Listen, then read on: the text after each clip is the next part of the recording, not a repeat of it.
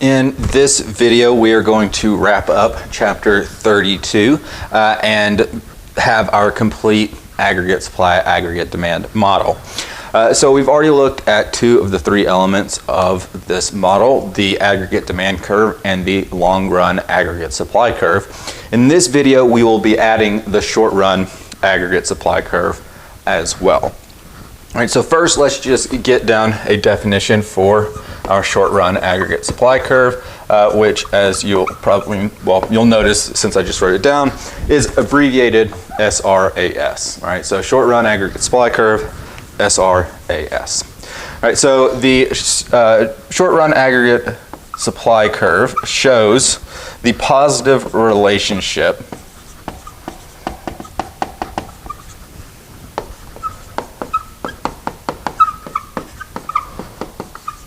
between the inflation rate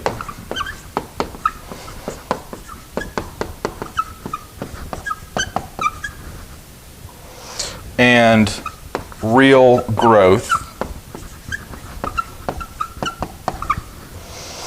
during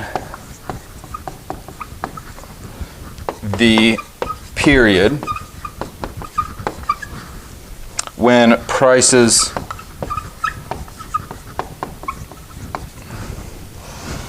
and wages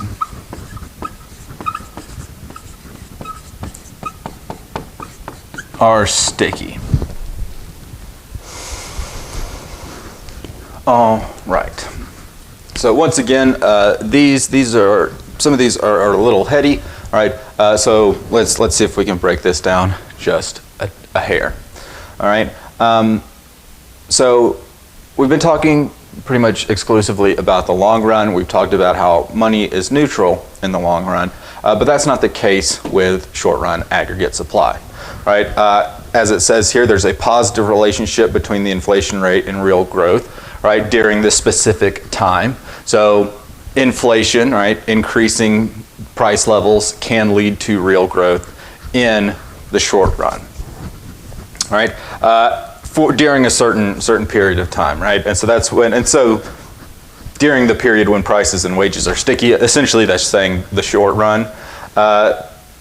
What we mean by prices and wages being sticky is that it's kind of the opposite of what we saw when we had our long run aggregate supply curve, right? Our long run aggregate supply curve was when we had flexible prices, right? When prices were free to change, right, as the market kind of demanded, right? When we are in the short run and we have these sticky prices and wages, what we mean is that those prices and those wages can't change immediately in reaction to some shock to the economy. All right.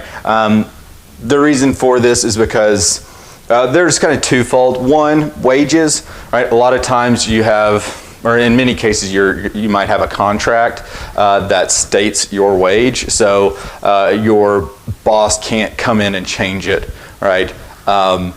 You know, after you've been, 2 months into a 12-month contract or what have you, right? So you might have some contracts that prevent wages from changing quickly, right? Then when we talk about sticky prices, one of the big ideas behind this is the idea of menu costs.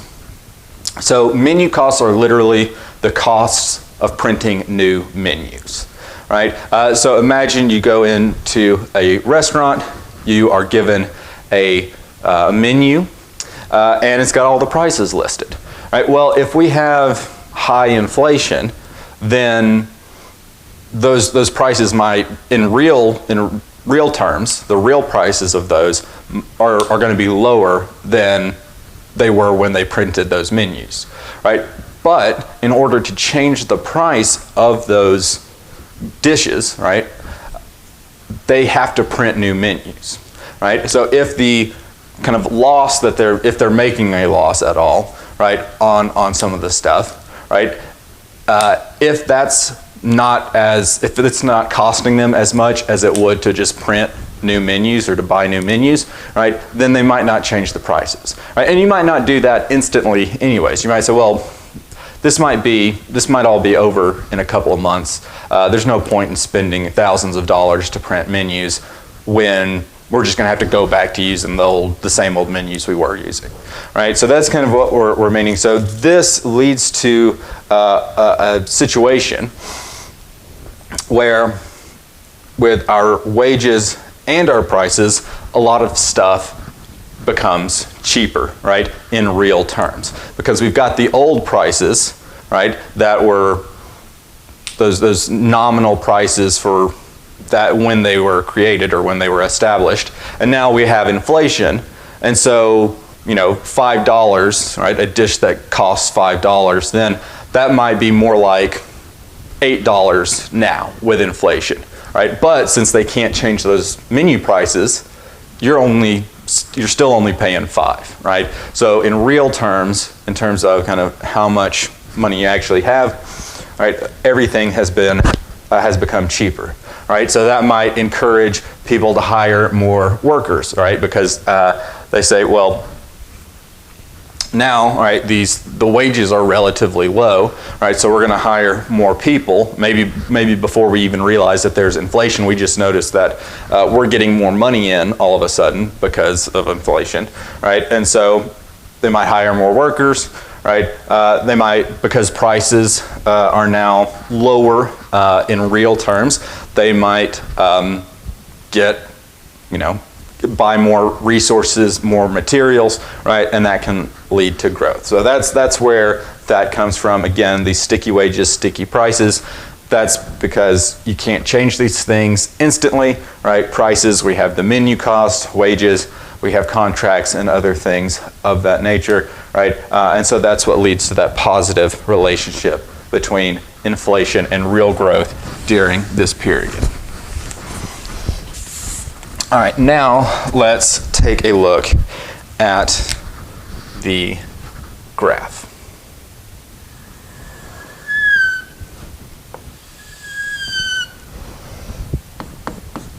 All right, so I will go ahead and tell you guys, this graph is going to get a little crazy. We're going to try to keep it as clean and as clear as possible, but I might have to redraw some stuff. All right, so we're going to start with our our long-run aggregate supply curve.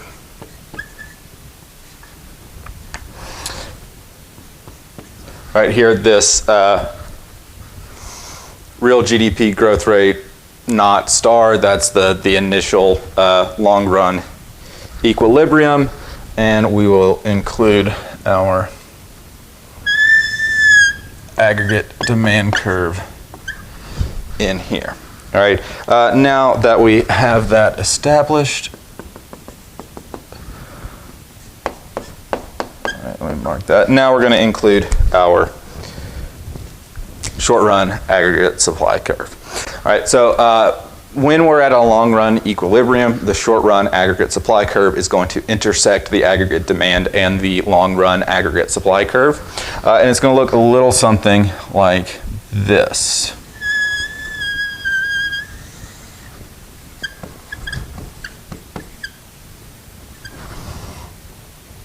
All right, we're going to act like those actually matched up well. All right, so the long-run aggregate supply curve is based off of the solo growth rate. The aggregate demand curve is based off of our spending growth rate. And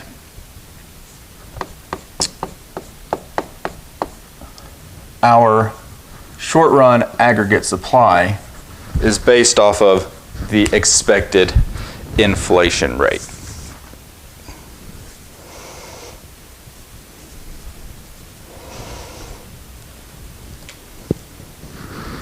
All right, so here, this is our initial setup. Now let's look at what would happen if we had another increase in aggregate demand. All right, so we're going to increase aggregate demand to AD1.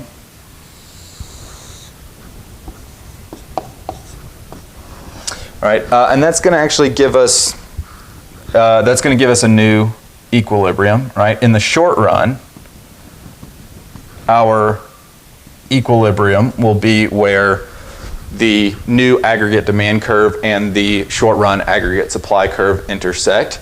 So that gives us pi star 1 and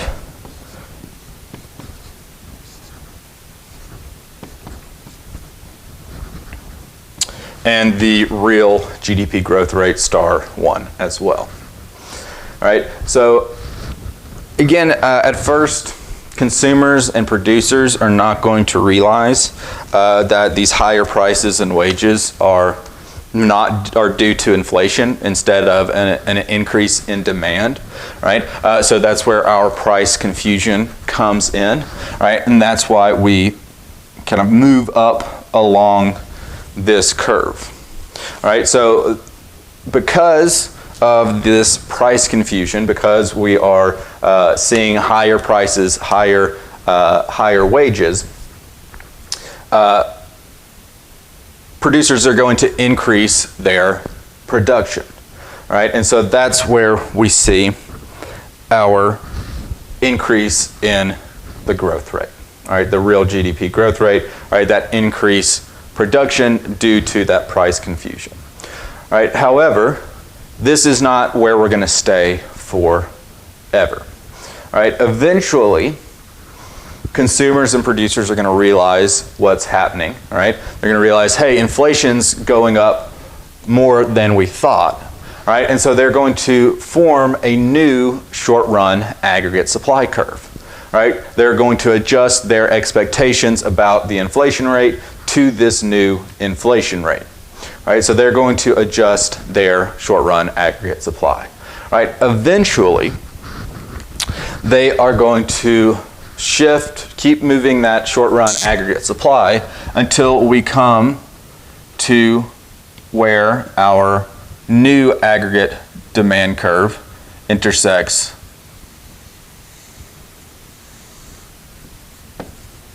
with the long-run aggregate supply curve. All right, so we are going to have a new long-run equilibrium. All right, with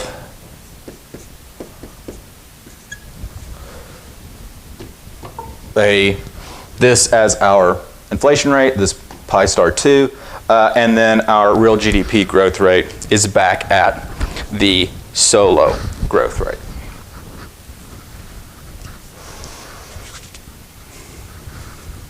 All right, in your notes, if you haven't already done it, you don't necessarily have to put that in. You can, and that is what would happen, right? We would shift that short-run aggregate supply curve. Actually, you know what? Yeah, you do need to put it in there. I don't know. I said you didn't. We've got it written in my notes that way, but I think this is better.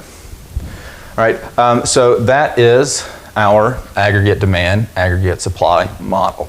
I'm going to show you guys, I'm going to give a little bit more time to get this down. This is really it. What I'm going to do in just a second is I'm just going to erase this and I'm going to redraw it, or redraw most of it. I might not show all of this stuff on the sides, but I want to talk a little bit more about how we've moved from the short run aggregate supply curve not to, or SARS not to SRAS 1.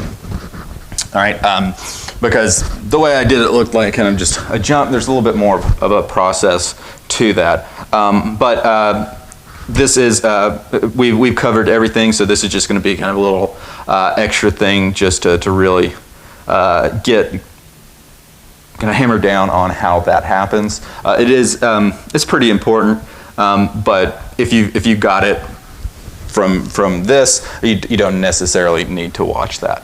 All right, but let's go ahead and do that. But otherwise, where I was going with that is that this is going to be the last thing we do for this video and also for this chapter. So this is going to wrap up chapter 32 for us. All right, we will be doing a lot more stuff with this aggregate supply, aggregate demand model, especially in the next section of material. We are going to be kind of alternating So really what we're doing in the next section is we're going to look at the Federal Reserve, and then we're going to look at monetary policy, right? Because the Fed enacts monetary policy. So the Fed's going to be a lot of information about stuff, and then the monetary policy, that's going to be a lot of these kinds of graphs and looking at those. Right? Then we're going to do the federal budget, learn about taxes, all that kind of stuff, and then we're going to do fiscal policy, where once again we're going to be coming back to these graphs. All right, but let's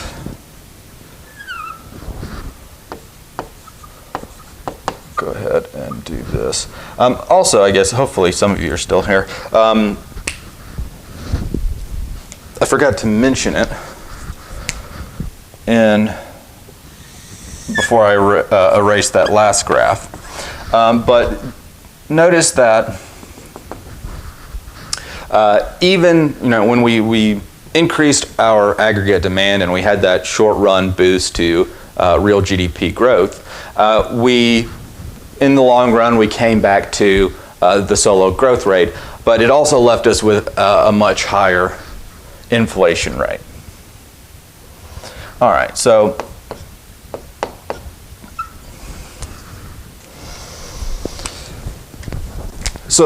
we've got our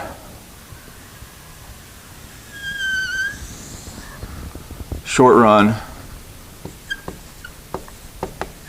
aggregate supply curve, right? And as we know, it's based on the expected inflation rate, right? Well, the expected inflation rate is the long-run equilibrium inflation rate, right? So if we're at this inflation rate, we probably expect to stay there for a while. So that's our expected inflation rate. When we have an increase, I'm gonna try not to make it a huge increase, or do I need to make it? Yeah, I think I do. Then when we have an increase in our aggregate demand, we know that we're going to have a new equilibrium inflation rate. So after a bit of time, right, after the consumers and producers have adjusted to this higher rate of inflation, then they're going to start expecting this rate of inflation, all right? And so we're going to get a new short-run aggregate supply curve, right, based off of this inflation rate, right, this new higher inflation rate. Well, that is going to give us a new short-run equilibrium, right? It's going to give us a new inflation rate. After some time, consumers and producers are going to get used to that new inflation rate, and we're going to get a new short-run aggregate supply curve at that inflation rate, based off of that new inflation rate. All right, so this is going to continue to happen. We're going to keep moving closer and closer to intersecting with the new aggregate demand curve and the long-run aggregate supply curve until we get to that equilibrium. All right, so not a huge kind of difference in the way I presented this and the other one, right? But it gets a little messy when you start throwing in more than two short-run aggregate supply curves, right? But again, that is the process. It's a process of consumers and producers getting used to that new inflation rate, right? And making adjustments, all right? And that's what shifts that short-run aggregate supply curve. All right, but like I said, that is it for this chapter and it for this section. So we will be ready for our second test and to move on to the next section of material. All right, again, that's it for this video. I will see you guys in the next one.